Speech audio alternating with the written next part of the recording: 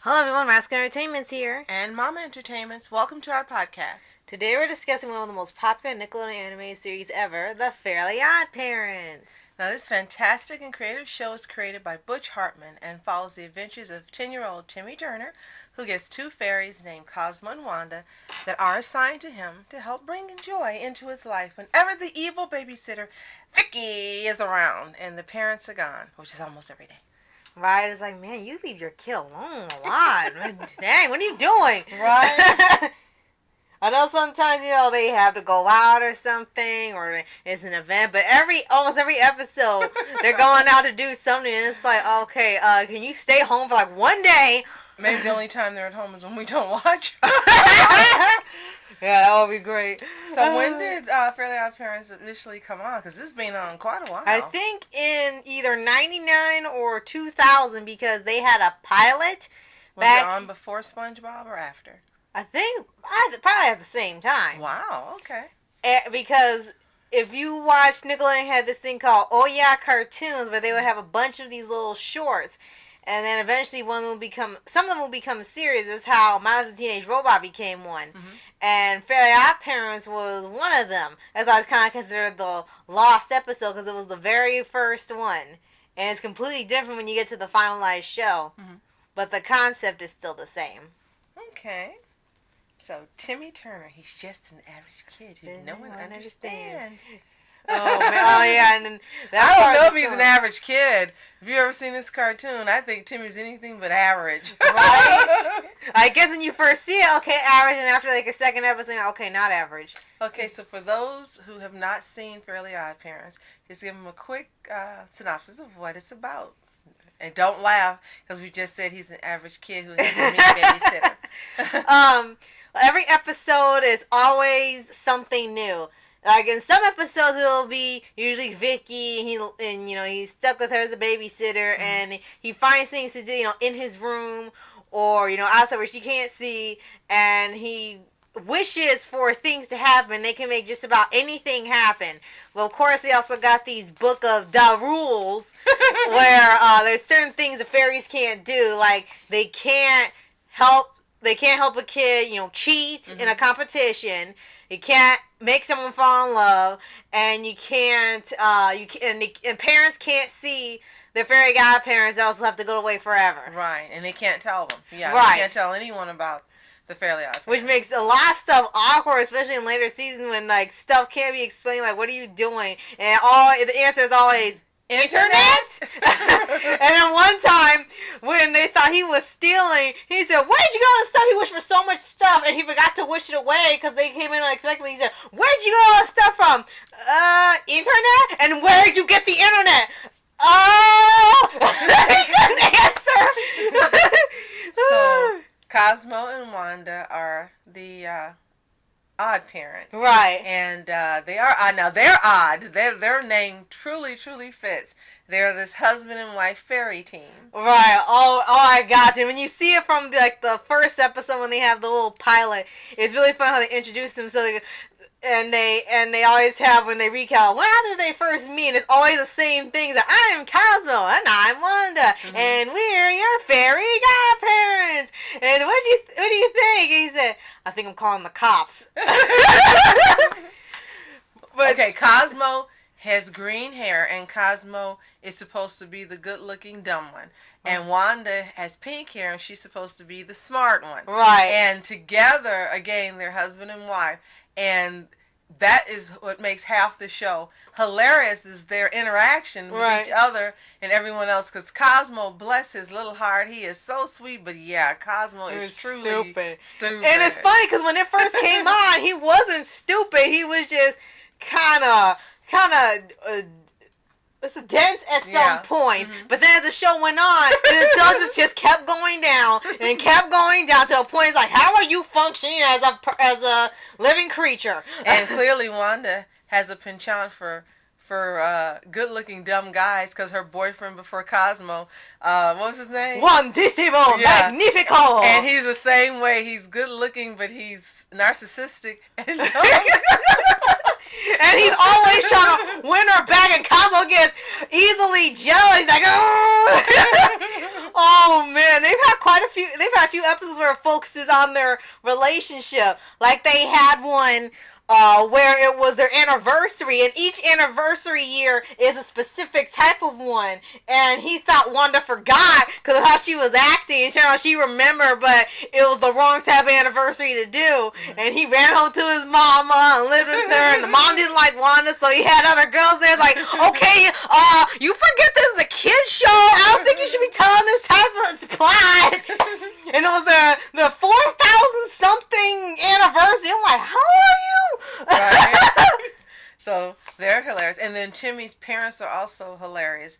I don't know if they tell their mom and dad's names. Never. It has never been told in the past 10 seasons. You never know their names. They're always either Timmy's mom, Timmy's dad, Mr. Turner, Mrs. Turner. And every time you're about to hear their names, they shut it down. Well, Timmy's dad and mom kind of line up with Cosmo and Wanda.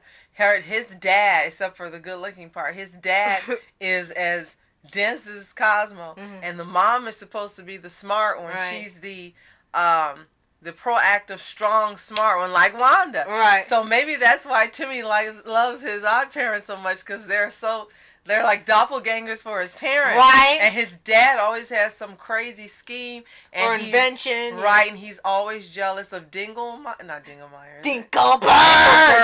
Oh my gosh, yeah. So they're like his parents. I mean, right, literally Fairly. Versions of his like that's why I guess that's why it's called Fairly Oddparents. Yeah. So they've had some crazy episodes also with the mom and the dad. Right. And they have been absolutely hilarious. And as you said, they're always leaving them alone. They've always got some weird excuse or reason. They've got to go out. And they think Icky Vicky is just the best babysitter ever. Right. And they also did have, I know we got to get to the other characters that they have, but I do want to mention they did have one time where they finally found out that Vicky was a horrible babysitter. Her little sister Tootie finally said something to them when they thought Timmy ran away. He was in the TV. He was in the Channel Chasers movie. And everyone wondering, why was he like this? And then they saw all this proof that she had been doing all this stuff when they weren't around and being horrible. And they finally put their foot down and fired her. Right. But he had to undo it because he realized if Vicky was fired, he was no longer miserable. And yeah, they would leave. And also the rule is when a child grows up to be a teenager or an adult, they're too old for the fairies, and then they leave and they wipe their memory of them. Right. So it's kind of like Kids Next Door almost. So he decided he'd keep being miserable just so he could keep Wanda and Cosmo. Right. Now he has two best friends who are just as unnormal as he is, and that's AJ and Chester, right? Yeah, he's unnormal. Abnormal.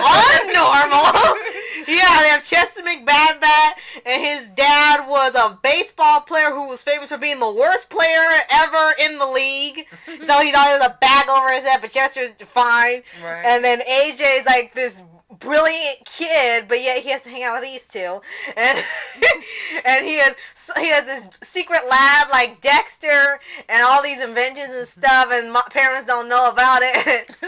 Okay, so let's tell them about his crazy teacher who somehow knows that he has Fairly Odd Parents, but he's been trying to prove it. Denzel Crocker. He's a fairy hunter. Yeah, somehow they did explain that he did have fairies. Cosmo and Wanda were his fairies at one point. Then Timmy accidentally messed up something in his life, and he became miserable, and somehow he managed to remember having Fairly Odd Parents. Right. But he remembered them. Right. And, yeah, he does have Fairly Odd Parents! And he's obsessed with Wanda and Cosmo. And he figures out, even though he's crazy, he knows when Timmy's made a wish. And when something weird happens, obviously Timmy has made a wish to do so-and-so with the help of his Fairly Odd Parents! Like, how do you figure it out that quickly? Right. It takes them 20 years! And then you also have the leader of the fairies, who's like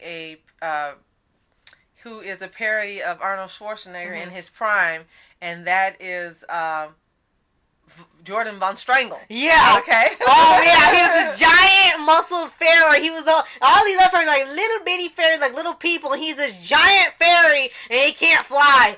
He's so muscle bound he can't fly. And everybody in Timmy's world, including Jordan, the lead fairy, everybody's narcissistic. Right? Everybody is self-absorbed and narcissistic in this universe. Everybody. And that makes me wonder, what about Butch Hartman? Now I know why he has so many videos up on his YouTube channel. And Timmy, he wasn't until he got his godparents or odd parents. And now he's just as crazy as everyone else. Right. Thinking they're supposed to do everything. Right. And everything's supposed to go his way. And you can do this and you can do that. Right. And also the key point in the show is usually when TV makes a wish, something goes wrong with it, like every time. Only a few times where he made a wish and it didn't turn out bad and he uses it to help people or right or wrong or he learned a lesson. Until they got to one episode that kind of threw all that away where it was called Timmy's Secret Wish, where you find out he wished everybody in the world would stop aging so he would never get older and lose his fairy godparents, and they'll explain why they never age in almost 10 seasons, and then when they revert them to their true age, they're all like almost elderly. They're all like, what the heck? So yeah, again, he's just as self-absorbed as everyone else. And then they've got some really hilarious other characters that are fairies and pixies and the pixies, which are these monotone business people. And the main one or the lead one is voiced by Ben Stein. He used to have this show called Ben Stein's Money. And he was hilarious on the show, and he's hilarious as the voice of one of the pixies. And it was HP, a head pixie, and then Sanderson. And all the full world full of a bunch of Sandersons, like, Sanderson, everyone, hello, everyone. They always speak like this. And they even got their own movie, which we'll tell later. Right. They also have, of course, Vicky, who was like the world's worst babysitter, somehow still made a ton of cash. And Chip Skylark, who is like the Justin Bieber of the show, he made this song called Icky Vicky. Right. So you never just call her Vicky, you call her Icky Vicky. And, and Shiny Teeth. And I forgot about that one. And Britney. Oh, yeah. It was supposed to be Britney Spears for the time. We already mentioned the teacher. We mentioned his friends. We should have mentioned later on, they end up adding another character, Poof, which is Cosmo Wanda's baby, which kind of actually... Poof. Right. And some people were actually... weren't really okay with that. They were seeing like, the show's starting to go down the toilet.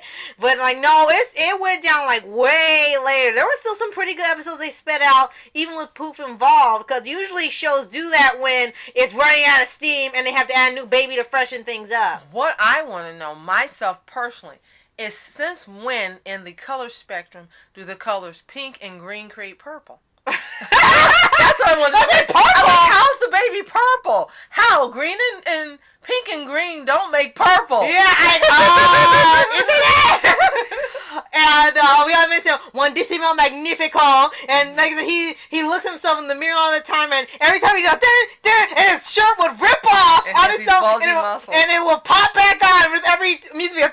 Like, how many times you rip your shirt? And they had the Tooth Fairy. They've had the Santa Claus, the Easter Bunny, all these other holiday figures exist in the world. And they even had a superhero, the Cleft Chin, and Timmy is the boy, the Chin Wonder. He's the Chin Wonder, and the Crimson Chin, voiced by Jay Leno. Yes. And what did I call him? Cleft Chin. The Crimson Chin. Yeah, the Crimson Chin and Cleft the Boy Wonder. Yeah. And who else do they have? They have, of course, Adam West Catman. Yes. And he will appear many, many times. Unfortunately, he is now voiced by Jeff Glenn Bennett, who does a pretty good imitation of him, but after you listen to a while, you're like, wait a minute, that's not him. Right. Let's see. And they also added later on 2 more characters that actually weren't needed. They added Sparky, the stupidest magic dog in existence, who was just Stimpy in the Fairly Oddparents universe. And then now they've added Chloe, and they've had an excuse to have her share his fairy godparents with them because there's a fairy shortage. Which doesn't make sense. I mean,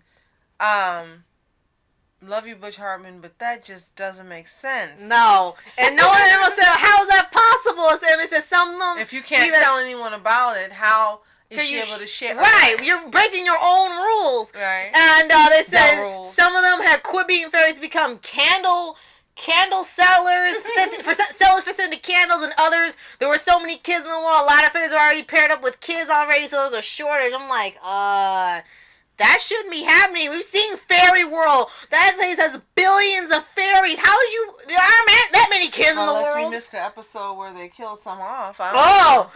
Speaking of which, they also had the anti-fairies. Yes, I forgot about that. Who were just literally what they are. They were always the opposite of whatever good fairy was. When they had anti-Cosmo, he was a British and very intelligent counterpart, and Wanda was just the dumbest person on the planet. Anti-Wanda. Right.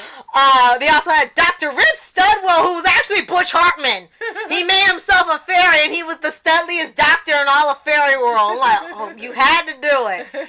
And yeah, there were just so many characters in here. Some weren't needed, but there were just like a whole collection of characters, a whole collection of adventures, and each one is very, very unique, very, very fun. And unfortunately, like, we get to the later season, we get to now, the show might be going off because Butch Hartman has left Nickelodeon. Mm-hmm. So, it looks like maybe coming to an end soon, or they might just continue on without him, but it's clear that the quality is different, especially with Chloe getting a lot of episodes. The animation has changed from hand-drawn to flash animations. Now they look kind of stilted. The episodes are not really fun anymore. Everyone is very stupid, and it's not funny stupid. It's more like, hey, they're stupid, it's funny. That's it. That's about as far as the comedy goes nowadays, unfortunately. Which is, unfortunate because we know Butch Hartman is an ace at making cartoons that are well balanced, like, of this, and of course Danny Phantom. Right. Which we really, really, really need a reboot. Really, really, really need or a reboot. Or bring it back for an extra season because some people weren't even happy about that ending. Right. Well, we weren't. I mean, we didn't want it to end. Yeah. Yeah, maybe that's why they were pissed. Right. So For this show, I don't think it really had any controversy around it, really. They just said that when Poof was added, the show started to go downhill. I disagree. It went downhill when they added Sparky, and then it fell to the ground when it got to Chloe. And then they changed the intro altogether. It's like, okay, stop it. Yeah. So this show is meant to be fun. That is what this show is meant for, fun. There's not any deep lessons, no deep morals, no deep episodes, no serious episodes, thank God. Yeah, no episodes with death and this and that. It's just fun. Right. And the more you would watch it, the funnier it got. Right. Because, you got used to Timmy, you got used to his personality, you got used to his parents always leaving, you got used to Cosmo and Wanda and their interactions, you got used to Crocker, and they even had a couple episodes that made you empathize with Crocker, like you said, learning his backstory, and you learned that he wasn't crazy as he was. Right. He was normal. He was really happy and stuff, and then something happened to her. And then, is this the right show? You got the bully in this show, too? Yeah, there was Francis. Yes, Francis. Who was this great kid. You always enjoy beating up Timmy. And he looks like the kid who's the bully on Phineas and Ferb. But taller. Yeah. Now, we mentioned all the characters in the plot, so let's talk about, favorite episodes, at least favorite. Well, my favorite episode is when they were at the Comic-Con, and the Crimson Chin was going to be there, where they're talking about the superhero, and all of a sudden he comes and he's gained a lot of weight, and he just looks like he's not a superhero. Like cosplay. And Wanda says, gee, whatever his name is, really let himself go. And Cosmo says, yeah, and he looks like he eats too. It was just one. Oh yeah, that was the one where he found out he was a fictional character and he had a breakdown. Yes, that is one of my favorite episodes because he starts sucking his thumb, right, and the comic book world collapses. And because he has just decided life is no longer worth living since his whole life is a lie. Right. I got so many favorites. My only episode I didn't care for was one called It's a Wonderful Wish. And you think they were going to play out the thing where you learn the lesson that this person existence really matters and stuff. Well, Timmy did all these nice things for people and they didn't appreciate it. Apparently they ruined somebody. Mm-hmm. And then when he wished himself he never existed, you kind of get the feeling it's kind of like Christmas Carol, like what happens if he didn't exist? Everyone was happy. His parents were rich and famous. Chester and AJ, they were really happy. They weren't miserable. Francis wasn't a bully. Vicky was an evil babysitter. But nobody had acne. Everyone was happy and cheerful and had the greatest, best lives ever. It's like, that's kind of a bad message. If you don't exist, everyone is better off. That's kind of bad. That's the only episode I thought was like the worst one, because that was like a pretty bad message. Like they're saying, yeah, if you weren't here, everybody's lives would be better. Yeah, like, there were. Everyone was so happy without him. Is that you gave him the greatest gift of all? You not existing. Like, that's not funny. That's kind of mean. What kind of message is that to kids? I think it was meant to be sarcasm. It was really meant to be sarcastic, but most kids that age that were watching, like you weren't going to get that it was sarcasm. Yeah. So it was more of an episode for older people to get, the irony and sarcasm of it. But it wasn't. I'm like you. I didn't like the episode because it just made it seem like, well, why are you here? You have no purpose in life but to make people miserable. What? Yeah, that was like that was a bad message for these kids. So Butch Hartman, that's the only episode that we didn't care for. Other than that, I'm sure he probably had good intentions making a joke out of it, but it's not going to be funny to kids being like, ah! Okay. Let's see. Favorites, of course, Channel Chasers, where he went to the TV because he was tired of his parents always blaming him for stuff. And they reference all these different cartoons and shows that Butch Hartman watched. And that's also sold alone if you just want to own it or see it. It's sold as his own DVD. Right. Yeah. Right. And every episode of Catman before season 9 or 10. Because the last time they had him on there, he was in a retirement home for superheroes. And the last dialogue they said is, oh, Mr. Catman, you're not a bad superhero, you're just really stupid. I'm like, okay, that's probably why he won't come back before then. Let's see, what else?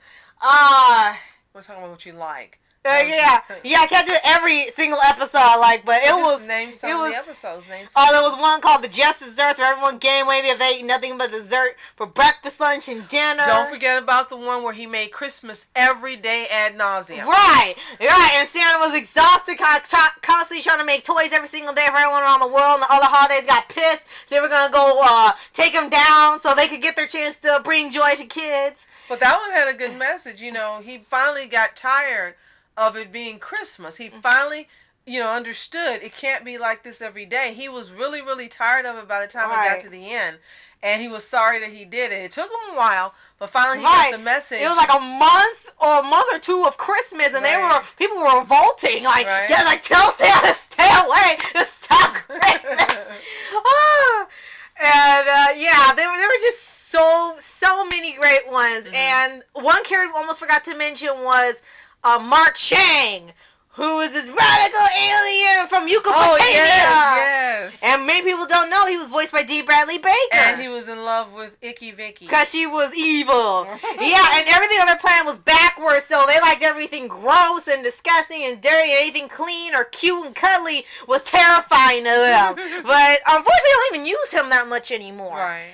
But and the only thing left we haven't mentioned are the live-action movies with Drake Bell as a 20-year-old Timmy. Which is brilliant. It's brilliant because, one, it had never been done before, and it hasn't been done again, where all of the actual voice actors portray their own character in live action. That was brilliant. Yeah, because wait a minute, that's Timmy's dad, that's the mom, because you see, they sound exactly the same. They were just dressed like them. The mayor was the same with the goat. And Jorgen was pretty close too. Crocker was the same. They just altered his voice when they do the cartoon, until he does Fairly Oddparents, and then it's him. Right. So that was brilliant. Tell me more about that.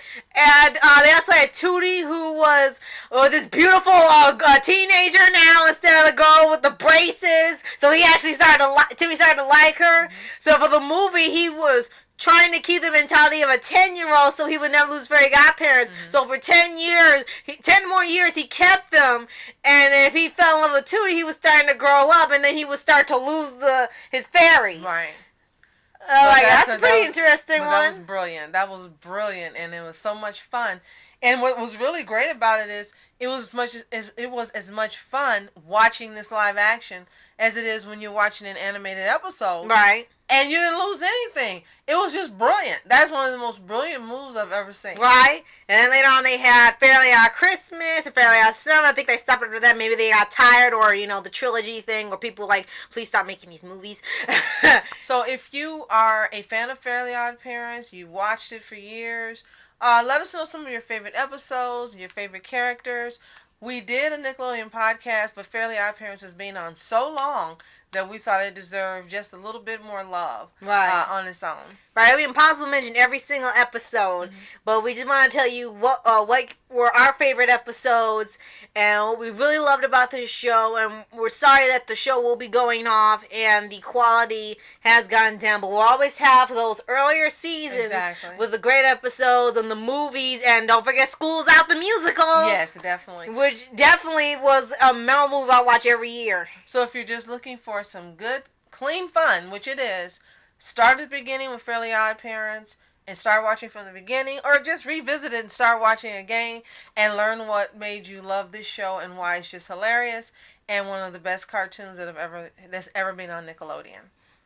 Well, that's it for us. Next week we're going to have a podcast that talks about, finally we know we're late, Black Panther, the movie. Oh yeah, finally. And since, of course, you know this is it's based on a comic book and an animated series, and since it stars in the animation world and it's such an awesome movie, this is why we're going to do a very brief review of it on our podcast. Yeah. So, I'm Oscar Entertainment. And I'm Mom Entertainment. Have a fantastic day. Peace. Odd parents, Fairly Odd Parents. Eventually, when you have a kid with Fairly Odd Parents. Yeah, right. And reporters sitting, flashing lights, trying to walk around, man. Who the hell are you? What you wanna do? Well, man, it's on you. Man, it's on you. Hit her in my dreams, she was my queen. A castle in the mountaintops, rivers and streams. Plucking sunlight from the sky in my pocket. Give it to you later on in the form of a locket.